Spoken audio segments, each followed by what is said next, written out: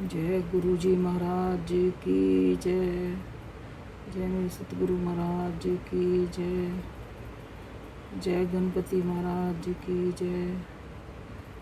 जय हो सरस्वती मैया की जय। श्रवण महत्व का 9वां अध्याय। शुक्रवार की कथा। भगवान शंकर ने सनत कुमार से कहा, अब मैं तुम्हें शुक्रवार की कथा कहता हूँ, जिसे सुनकर प्राणी समस्त विपत्तियों से छूट जाता है। पांडव वंश में एक राजा था जिसका नाम सुशील था। उसके यहाँ कोई संतान नहीं थी। उसकी पत्नी का नाम सुकेशी था। पुत्र न होने के कारण वह उदास रहने लगी। रानी स्त्री स्वभाव के कारण हर महीने कपड़ों को अपने पेट पर बांधकर पेट की वृद्धि करती रही। इस प्रकार साहस के कारण स्वयं प्रस्तुति के अनुसार सुकेशी किसी गर्भवती स्त्री को खोजती रही। संयोगवश उसने गर्भवती पुरोहित की पत्नी को देखा। कपटी रानी ने प्रसव के समय में दाई का कार्य करने वाली अन्य किसी स्त्री को इस काम के लिए नियुक्त किया। उस दाई को एकांत में बहुत सा धन दिया और अपने गर्भ के अनुकरण की सब बातें कह सुनाई। पुरोहित की पत्नी का प्रसव का समय नजदीक आया। यह सुन उसी तरह दाई ने भी अपने वचन का पालन किया। पुरोहित की पत्नी दाई की बात नहीं जानती थी, अतः वह दाई की बातों में पालन करती रही थी। दाई ने पुरोहित की स्त्री के नेत्रों पर पट्टी बांध दी और उसके उपरांत हुए पुत्र को रानी के पास भेज दिया। इस प्रकार रानी के पास उस पुरोहितानी के पुत्र के पहुंच जाने की किसी को कानो कान खबर न हुई। इस नाटक को कोई ना जान सका। रानी ने अपनी दासियों द्वारा राजा को खबर करा दी कि उनके यहाँ लड़का पैदा हुआ है। उधर दाई ने पुरोहितानी के नेत्रों से पट्टी खोल दी। वह अपने 7 मास की एक पिंडी लाई थी। दाई ने पुरोहितानी को ये मांस की पिंडी दिखाते हुए कहा, ये अनिष्ट हुआ है, अपने पति से इसकी शांति करवाना। पुत्र नहीं हुआ तो ना सही, तुम्हारे प्राण बच गए। पुरोहित की स्त्री सोचने लगी, कहीं दाई ने मेरे साथ कपट तो नहीं किया। राजा ने जब पुत्र उत्पन्न होने की बात सुनी तो जात कर्म आदि करके ब्राह्मणों को गज, अश्व, रथ आदि दान में दिए। जो बंदी खाने में बंद थे उनको छोड़ दिया। राजा ने उनका नाम प्रियव्रत रखा। श्रवण मास प्रारंभ होने पर पुरोहित की स्त्री ने शुक्रवार के दिन भक्ति द्वारा जीवितिका की पूजन अर्चना की। दीवार पर बहुत से लड़कों के सहित जीवितिका की तस्वीर बनाई और 5 दीपक जलाकर पुष्प माला तथा पूजा अर्चना की। गेहूं के आटे के दीपक बनाकर जलाती और स्वयं भी गेहूं के आटे को शुद्ध घी में पकाकर भोजन करती। भोजन के पश्चात जीविका से प्रार्थना करती, यहाँ पर भी मेरा पुत्र हो, उसे सुरक्षित रखना। इस प्रकार प्रार्थना करने के पश्चात वह कथा सुनती और यथाविधि नमस्कार करती। जीवितिका के प्रसाद से वह बालक राजा के यहाँ चांद की तरह बढ़ने लगा और जीवितिका उसकी रात दिन रक्षा करने लगी। कुछ समय बाद राजा का स्वर्गवास हो गया। पृथुभक्त पुत्र ने पिता की परलौकिक क्रिया संपन्न कराई। इसके बाद मंत्रिमंडल ने उसको राज सिंहासन पर बैठा दिया। उसके कुछ काल तक राजा का शासन भली भांति किया। उसके बाद वह राजा का भार मंत्रियों को सौंपकर पृथुरण्य से मुक्ति पाने के लिए गया जी को रवाना हो गया। उसके ये यात्रा कपाटिक वेश में की। रास्ते में वह किसी गृहस्थी के घर पर ठहरा। उस गृहस्थी के यहाँ पुत्र हुआ था। इससे पहले के 5 पुत्रों की षष्ठी देवी ने मार डाला था, परंतु इस बालक को षष्ठी देवी ने नहीं मार सकी। राजा के वहाँ रहने के कारण जीवितिका देवी उसकी रक्षा कर रही थी।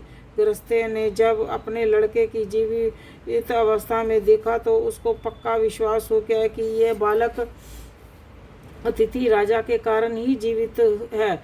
उसने राजा से एक दिन घर पर ठहरने की कृपा की क्योंकि उसकी कृपा से ही मेरा ये छठा पुत्र जीवित है। गृहस्थे के प्रार्थना पर राजा एक दिन के लिए उसके यहाँ रुक गया। फिर वह गया जी चला गया।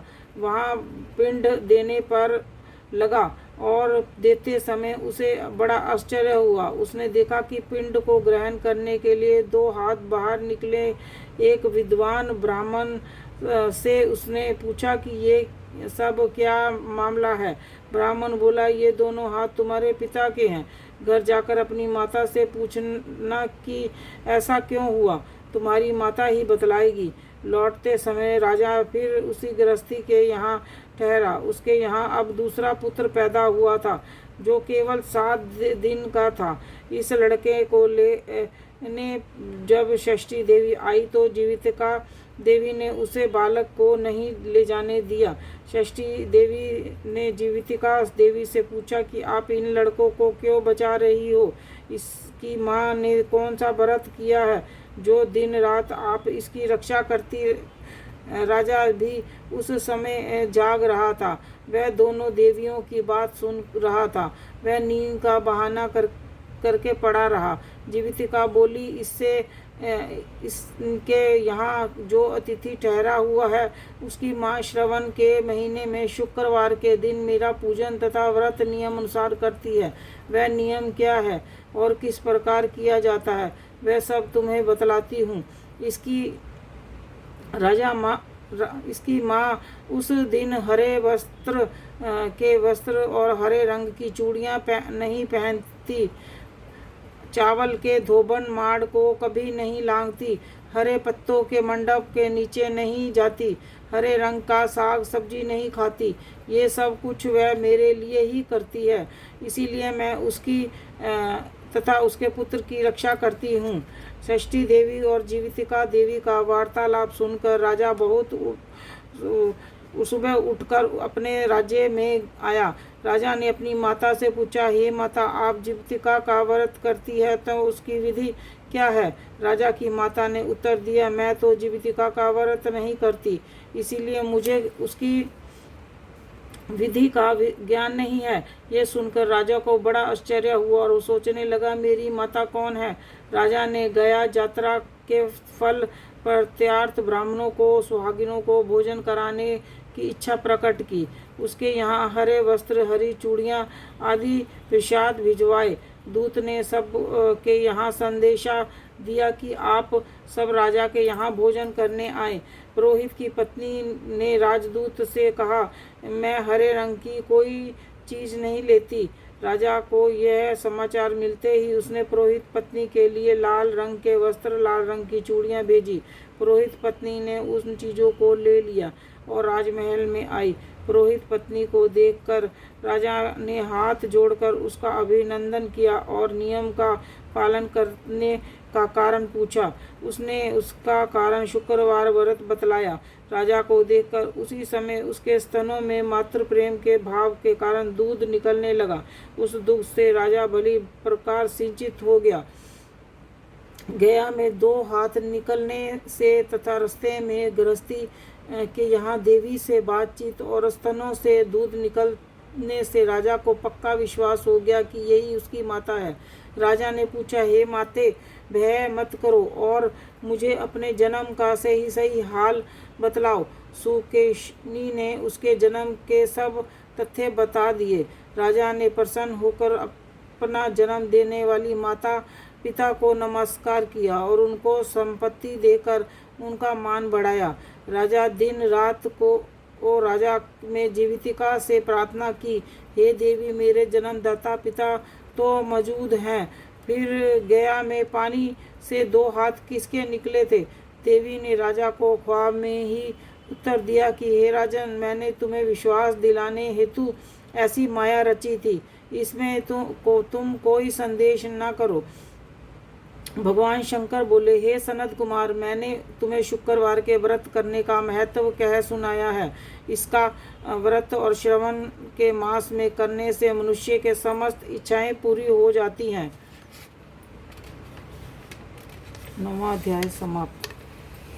नमः शिवाय ओम नमः शिवाय हर हर बोले नमः शिवाय नमः शिवाय ओम नमः शिवाय हर हर बोले नमः शिवाय गंगाधराय शिव गंगाधराय हर हर बोले नमः शिवाय गंगाधराय शिव गंगाधराय हर हर बोले नमः शिवाय